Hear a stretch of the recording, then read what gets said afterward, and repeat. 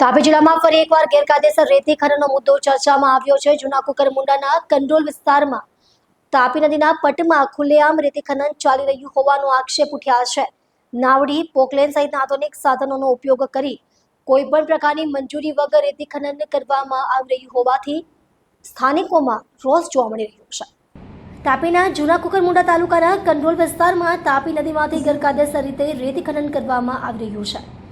રેતી માફિયાઓ દ્વારા નાવડી અને પોકલેન મશીનોની મદદથી દિવસ રાત નદીના પટમાંથી રેતી કાઢી લાખો રૂપિયાની રોયલ્ટી ચોરી કરવામાં આવી રહી હોવાનો ગંભીર આક્ષેપ સામે આવ્યો છે.